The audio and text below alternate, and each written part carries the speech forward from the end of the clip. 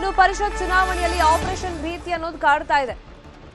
JDS ಅವರು ಕೂಡ ಇವಾಗ ಕಾಂಗ್ರೆಸ್ ಶಾಸಕರನ್ನ ಕಾಂಟ್ಯಾಕ್ಟ್ ಮಾಡಿದ್ದಾರೆ ಅಂತ ಹೇಳಿ ಮಾಹಿತಿ ಇದೆ. ಕಾಂಗ್ರೆಸ್ ಅವರೇ ಈ ಆರೋಪಗಳನ್ನ ಮಾಡ್ತಾ ಇದ್ರು. ಹಾಗಾಗಿ ಇವತ್ತು ಸಂಜೆ ಜೆಡಿಎಸ್ ಶಾಸಕರನ್ನ ರೆಸಾರ್ಟ್ಗೆ ಶಿಫ್ಟ್ ಮಾಡಲಾಗುತ್ತೆ. ಅಂದ್ರೆ ಜೆಡಿಎಸ್ ನಿಂದಲೂ ಕೂಡ ಅಡ್ಡ ಮತದಾನ ಮಾಡಿಸೋದಕ್ಕೆ ಕಾಂಗ್ರೆಸ್ ಟ್ರೈ ಮಾಡ್ತಿದೆ ಅಂತ ಹೇಳಿ ಮಾಹಿತಿ ಇದೆ. ದೇವನಹಳ್ಳಿ ರೆಸಾರ್ಟ್ಗೆ ಜೆಡಿಎಸ್ ಶಾಸಕರನ್ನ ಶಿಫ್ಟ್ ಮಾಡಲಾಗುತ್ತೆ. ಜೆಡಿಎಸ್ ಅಭ್ಯರ್ಥಿ ಗೋವಿಂದ ರಾಜು ಅವರಿಂದ ಔತಣಕೂಟವನ್ನ ಏರ್ಪಡಿಸಲಾಗಿದೆ. ಪಕ್ಷದ ಶಾಸಕರು ಡಿಕೆ ಬ್ರದರ್ಸ್ ಗಾಳಕ್ಕೆ ಒಳಗಾಗದಂತೆ ಅಲರ್ಟ್ ಆಗಿಡುವಂತ ನಿಟ್ಟಿನಲ್ಲಿ ಹೋಟೆಲ್ನಲ್ಲಿ ಜೆಡಿಎಸ್ ಶಾಸಕರನ್ನು ಇರಿಸಿ ಸಭೆ ನಡೆಸಿ ಅವರಿಗೊಂದಿಷ್ಟು ಸಲಹೆ ಸೂಚನೆಯನ್ನ ಕುಮಾರಸ್ವಾಮಿ ಅವರು ಕೊಡ್ತಾರೆ ಅಂತ ಹೇಳಿ ಮಾಹಿತಿ ಇದೆ. ಇನ್ನು ಕಾಂಗ್ರೆಸ್ ಶಾಸಕರಿಗೆ ಜೆಡಿಎಸ್ ನಾಯಕರ ಗಾಳ ಆರೋಪಕ್ಕೆ ಎಚ್ಡಿಕೆ ಪ್ರತಿಕ್ರಿಯೆ ಕೊಟ್ಟಿದ್ದಾರೆ. ನಮ್ದೊಂದು ಸಣ್ಣ ಪಾರ್ಟಿ, ನನ್ನ ಕೈಯಲ್ಲಿ ಏನ್ ಮಾಡಕ್ಕಾಗುತ್ತೆ, ಅವ್ರ ಮುಂದೆ ಫೈಟ್ ಮಾಡಕ್ಕಾಗುತ್ತಾ ಅಂತ ಹೇಳಿ ಟಾಂಗ್ ಅನ್ನ ಕೊಟ್ಟಿದ್ದಾರೆ.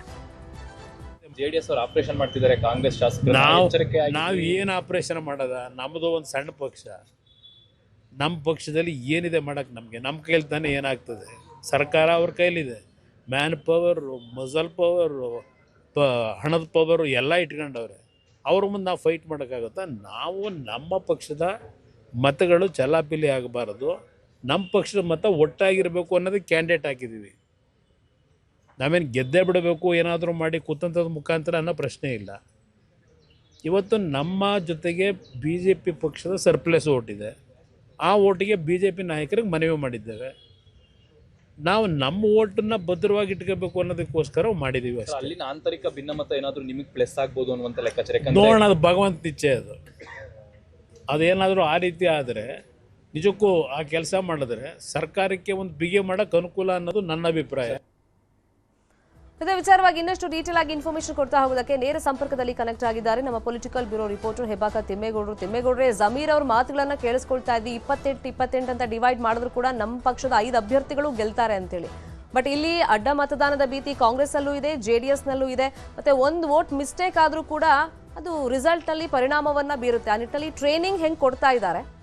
ಮತ್ತೆ ಇನ್ನೊಂದು ಕಡೆ ಈಗ ಉಚ್ಚಾಟಿತ ಶಾಸಕರ ಬೆಂಬಲ ಯಾರಿಗೆ?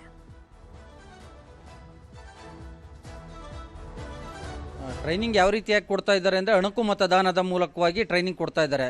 29 ಮಂದಿ ಶಾಸಕರ ತಂಡವನ್ನು ರಚನೆ ಮಾಡೋದ್ರ ಮುಖಾಂತರ ಒಂದೊಂದು ತಂಡವು ಕೂಡ ಒಬ್ಬೊಬ್ಬ ಅಭ್ಯರ್ಥಿಗೆ ಮತವನ್ನು ಹಾಕುವಂಥದ್ದು. ಇದಕ್ಕೆ ಸಂಬಂಧಪಟ್ಟಂತೆ ಒಂದು ಮಾದರಿ ಮತಪತ್ರಗಳನ್ನು ಕೂಡ ಪ್ರಿಂಟ್ ಮಾಡಿ ನಿನ್ನೆ ಕಾಂಗ್ರೆಸ್ ಶಾಸಕಾಂಗ ಪಕ್ಷದ ಸಿಬ್ಬಂದಿಗಳು ರೆಸಾರ್ಟ್ಗೆ ತೆಗೆದುಕೊಂಡು ಹೋಗಿದ್ರು.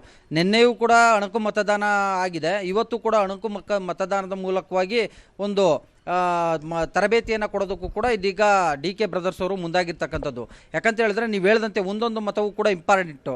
ಯಾಕಂತ ಹೇಳಿದ್ರೆ ಒಂದೆರಡು ಮತಗಳು ಕೂಡ ಹೆಚ್ಚು ಕಡಿಮೆ ಆದರೆ ಅದು ಎಲ್ಲ ಒಂದು ಕಡೆಗೆ ತನ್ನ ಪರಮಾಪ್ತ ಏನು ವಿನಯ್ ಕಾರ್ತಿಕ್ ಅವರಿಗೆ ಹಿನ್ನಡೆ ಆಗ್ಬೋದು ಅನ್ನುವಂಥ ಒಂದು ಆತಂಕ ಸಹಜವಾಗಿ ಡಿ ಕೆ ಬ್ರದರ್ಸ್ ಅವ್ರಿಗೆ ಇದ್ದಂತೆ ಕಾಣಿಸ್ತಾ ಇದೆ. ಸೊ ಹೀಗಾಗಿ ಅಂಥದ್ದೊಂದು ಆತಂಕ ಎದುರಾಗ್ಬಾರ್ದು, ಮತ್ತೊಂದು ಕಡೆಗೆ ಹಿನ್ನಡೆ ಆಗಬಾರ್ದು. ಯಾಕಂತ ಹೇಳಿದ್ರೆ ಮುಖ್ಯಮಂತ್ರಿಯಾಗಿ ಡಿ ಕೆ ಶಿವಕುಮಾರ್ ಆಯ್ಕೆಯಾದಂಥ ಬಳಿಕ ಮೊದಲ ಚುನಾವಣೆ ಇದು. ಈ ಒಂದು ಮೊದಲ ಚುನಾವಣೆಯಲ್ಲೇ ಅದರಲ್ಲೂ ಕೂಡ ಆಪ್ತನಿಗೆ ಹಿನ್ನಡೆ ಇದೆ, ಅದು ಬೇರೆದ್ದೇ ಮೆಸೇಜ್ ಪಾಸ್ ಆಗುತ್ತೆ.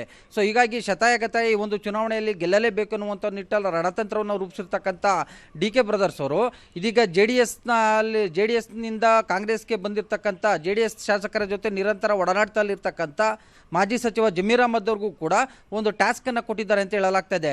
JDSನಿಂದ ಕನಿಷ್ಠ 3 ಮತಗಳನ್ನಾದರೂ ಕೂಡ ನೀವು ಹಾಕಿಸ್ಬೇಕು, ಅದಕ್ಕೆ ಬೇಕಾದಂಥ ಎಲ್ಲ ನೆರವನ್ನು ಕೂಡ ನಾವು ಕೊಡ್ತೀವಿ ಎನ್ನುವಂಥ ಒಂದು ಮಾತನ್ನು ಇದೀಗ ಜಮೀರ್ ಅಹ್ಮದ್ ಅವ್ರಿಗೆ ಹೇಳಿದ್ದಾರೆ ಅಂತ ಹೇಳಲಾಗ್ತಾ ಇದೆ. ಇದಕ್ಕೆ ಪೂರಕವಾಗಿ ಜಮೀರ್ ಅಹ್ಮದ್ ಅವರು ಕೆಲವೇ ಕ್ಷಣಗಳ ಹಿಂದಷ್ಟೇ ಮಾಜಿ ಸಂಸದ ಹಾಗೂ ಡಿ ಕೆ ಶಿವಕುಮಾರ್ ಅವರ ಸಹೋದರ ಡಿ ಕೆ ಸುರೇಶ್ ಅವ್ರನ್ನ ಭೇಟಿ ಮಾಡಿರ್ತಕ್ಕಂಥದ್ದು. ಸುಮಾರು ಅರ್ಧ ಗಂಟೆಗೂ ಹೆಚ್ಚು ಕಾಲ ಕ್ಲೋಸ್ ಡೋರ್ ಮೀಟಿಂಗನ್ನು ಮಾಡಿ ಆ ಬಳಿಕ ಏನು ಜಮೀರ್ ಅಹ್ಮದ್ ಅವರು ಬೇರೆ ಕಡೆ ತೆರಳಿರುವಂಥದ್ದು. ಆ ಬಳಿಕ ಮಾತನಾಡಿದಂಥ ಜಮೀರ್ ಅಹ್ಮದ್ ಅವರು ನಮಗೆ ಯಾವುದೇ ರೀತಿಯಾದಂಥ JDSನ ಅಥವಾ BJP ಮತಗಳ ಅಗತ್ಯ ಇಲ್ಲ, ನಮಗಿರ್ತಕ್ಕಂಥ 28 ಮತಗಳನ್ನು ಹಾಕ್ಕೊಂಡ್ರೆ ನಮಗೆ ಸಾಕು ಅನ್ನುವಂಥ ಒಂದು ಮಾತನ್ನು ಹೇಳಿದ್ದಾರೆ. ಆದರೆ ಅವರು JDS ಶಾಸಕರಿಗೆ ಗಾಳ ಹಾಕಿರುವಂಥ ಒಂದು ಗುಟ್ಟನ್ನು ಇವರೆಗೂ ಕೂಡ ಬಿಟ್ಕೊಟ್ಟಿಲ್ಲ. ಆದರೆ ಡಿ ಕೆ ಶಿವಕುಮಾರ್, ಡಿ ಕೆ ಸುರೇಶ್, ಜಮೀರ್ ಅಹ್ಮದ್ ಈ ಮೂವರು ನಾಯಕರು ಕೂಡ ಎಲ್ಲೊಂದು ಕಡೆಗೆ JDSನ ಕೆಲ ಶಾಸಕರ ಸಂಪರ್ಕದಲ್ಲಿದ್ದಾರೆ ಅಂತ ಹೇಳಲಾಗ್ತದೆ. ಇನ್ನುಳಿದಂತೆ ನೀವು ಕೇಳದಂತೆ ಇದೀಗ ಉಚ್ಚಾಟಿತ ಶಾಸಕರ ಬೆಂಬಲ ಯಾರಿಗೆ ಅಂತ, ಉಚ್ಚಾಟಿತ ಶಾಸಕರಲ್ಲಿ ಶಿವರಾಮ್ ಹೆಬ್ಬಾರ್ ಮತ್ತು ಎಸ್ ಟಿ ಸೋಮಶೇಖರ್ ಈಗಾಗಲೇ ಬಹಿರಂಗವಾಗಿ ಆಗಾಗ್ಗೆ ಡಿ ಕೆ ಶಿವಕುಮಾರ್ ಅವರ ನಿವಾಸಕ್ಕೆ ಮಾಜಿ ಮುಖ್ಯಮಂತ್ರಿ ಸಿದ್ದರಾಮಯ್ಯನವರ ನಿವಾಸಕ್ಕೆ ಭೇಟಿ ಕೊಡ್ತಾ ಇದ್ರು. ಅವರು ಈ ಹಿಂದೆ ನಡೆದಂಥ CLP ಸಭೆಗಳಲ್ಲೂ ಕೂಡ ಭಾಗವಹಿಸಿದ್ರು. ನಿನ್ನೆಯೂ ಕೂಡ ನಡೆದಿರ್ತಕ್ಕಂಥ, ಇವತ್ತು ಕೂಡ ನಡೀತಾ ಇರುವಂಥ CLP ಸಭೆಗಳೇನಿದೆ ಅದರಲ್ಲಿ ಎಸ್ ಟಿ ಸೋಮಶೇಖರ್ ಈಗಾಗಲೇ ಭಾಗವಹಿಸಿದ್ದಾರೆ, ಶಿವರಾಮ್ ಇಬ್ಬರು ಕೂಡ ಭಾಗವಹಿಸಿದ್ದಾರೆ. ಈ ಮೂಲಕವಾಗಿ ನಾವು ಕಾಂಗ್ರೆಸ್ಗೆ ಬೆಂಬಲವನ್ನು ಕೊಡ್ತೀವಿ ಅನ್ನುವಂಥ ಒಂದು ಸಂದೇಶವನ್ನು ರವಾನೆ ಮಾಡಿದ್ದಾರೆ. ಇನ್ನುಳಿದಂತೆ ಬಸನಗೌಡ ಪಾಟೀಲ್ ಯತ್ನಾಳ್ ಅವರು ಇದೀಗ JDS ಅಭ್ಯರ್ಥಿಯನ್ನು ಬೆಂಬಲಿಸ್ತಾರೆ ಅನ್ನುವಂಥ ಒಂದು ಮಾತುಗಳು ಕೂಡ ಕೇಳಿಬಂದಿದ್ದಾವೆ. ಈ ಸಂಬಂಧವಾಗಿ ಕೇಂದ್ರ ಸಚಿವ HD ಕುಮಾರಸ್ವಾಮಿ ಅವರು ಕೂಡ ಬಸನಗೌಡ ಪಾಟೀಲ್ ಯತ್ನಾಳ್ ಅವ್ರ ಜೊತೆ ಮಾತುಕತೆಯನ್ನು ನಡೆಸಿದ್ದಾರೆ ಅಂತ ಹೇಳಲಾಗ್ತದೆ. ಮತ್ತೊಂದು ಕಡೆಯಾಗಿ HD ಕುಮಾರಸ್ವಾಮಿರವರು ಇದೀಗ ನಮ್ಮ ಪಕ್ಷದ ಶಾಸಕರುಗಳಿಗೆ ಗಾಳವನ್ನು ಹಾಕಿದ್ದಾರೆ, DK ಬ್ರದರ್ಸ್ ಅವರು ಗಾಳವನ್ನು ಹಾಕಿದ್ದಾರೆ ಎನ್ನುವಂಥ ನಿಟ್ಟಲ್ಲಿ ಏನು ಸುಳಿವನ್ನು ಅರ್ತಿದ್ದಾರೆ. ಆ ಒಂದು ಸುಳಿವನ್ನು ಅರ್ತಂಥ ಹಿನ್ನೆಲೆಯಲ್ಲಿ ಇವತ್ತು ಸಂಜೆ ಪಕ್ಷದ ಎಲ್ಲ ಶಾಸಕರನ್ನು ದೇವನಹಳ್ಳಿಯಲ್ಲಿರ್ತಕ್ಕಂಥ ಖಾಸಗಿ ರೆಸಾರ್ಟ್ಗೆ ಶಿಫ್ಟ್ ಮಾಡೋದಕ್ಕೂ ಕೂಡ ಮುಂದಾಗಿದ್ದಾರೆ. JDS ಅಭ್ಯರ್ಥಿ ಗೋವಿಂದರಾಜ್ ಅವರು ಕೂಡ ಚುನಾವಣೆಗೂ ಮುನ್ನ ಆ ಪಕ್ಷದ ಶಾಸಕರ ಜೊತೆ ಹಿತೈಷಿಗಳ ಜೊತೆ ಒಂದು ಔತಣಕೂಟವನ್ನು ಕೂಡ ಹಂಚಿಕೊಳ್ಳೋದಕ್ಕೆ ಮುಂದಾಗಿರ್ತಕ್ಕಂಥದ್ದು. ಈ ಮೂಲಕವಾಗಿ ಒಂದು ಕಡೆಯಾಗಿ JDS ನಾಯಕರಿಗೆ JDS ನಾಯಕ HD ಕುಮಾರಸ್ವಾಮಿ ಅವರಿಗೆ ಪಕ್ಷದ ಶಾಸಕರನ್ನು ಕಳೆದುಕೊಳ್ಳುವ ಆತಂಕ ಎದುರಾಗಿದೆ. ಮತ್ತೊಂದು ಕಡೆಯಾಗಿ ಇತ್ತ DK ಬ್ರದರ್ಸ್ ಅವ್ರಿಗೆ ಶತಾಯ ತನ್ನ ಪರಮಾಪ್ತ ವಿನಯ್ ಕಾರ್ತಿಕ್ ಅವ್ರನ್ನ ಹೇಗಾದರೂ ಮಾಡಿ ಗೆಲ್ಲಿಸ್ಕೊಳ್ಳಲೇಬೇಕಾದಂಥ ಒಂದು ಅನಿವಾರ್ಯತೆ ಎದುರಾಗಿರ್ತಕ್ಕಂಥದ್ದು. ಎಸ್ಪೆಷಲಿ ಜಮೀರ್ ಅಹಮದ್ ಅವರು ಹೇಳಿದಂತೆ 28 ಮತಗಳನ್ನು ಹಾಕೊಂಡ್ರೆ ಗೆಲ್ಲಬಹುದು. ಆದರೆ ಮುಖ್ಯಮಂತ್ರಿಯಾಗಿ DK ಶಿವಕುಮಾರ್ ಆಯ್ಕೆಯಾದಂಥ ಬಳಿಕ ಇದು ಮೊದಲ ಚುನಾವಣೆ. JDSನ ಒಂದಷ್ಟು ಮತಗಳನ್ನು ಸೆಳೆದು ಆ ಮೂಲಕವಾಗಿ ಕುಮಾರಸ್ವಾಮಿಗಿನ್ನ ನಾನು ಸ್ಟ್ರಾಂಗ್ ಅನ್ನುವಂಥ ಒಂದು ಸಂದೇಶವನ್ನು ರವಾನೆ ಮಾಡೋದಕ್ಕೆ ಇದೀಗ DK ಶಿವಕುಮಾರ್ ಅವರು ಇಂಥದ್ದೊಂದು ಪ್ಲಾನ್ ಅನ್ನು ಮಾಡ್ಕೊಂಡಿದ್ದಾರೆ ಅನ್ನುವಂಥದ್ದು ಅವರ ಒಂದು ಆಪ್ತವಲಯದ ಮಾತು, ಅಭಿಪ್ರಾಯ. ಮುಂದಿನ ಬೆಳವಣಿಗೆ ಏನಾಗುತ್ತೆ? Thank you ತಿಮ್ಮೇಗೌಡ್ರೆ.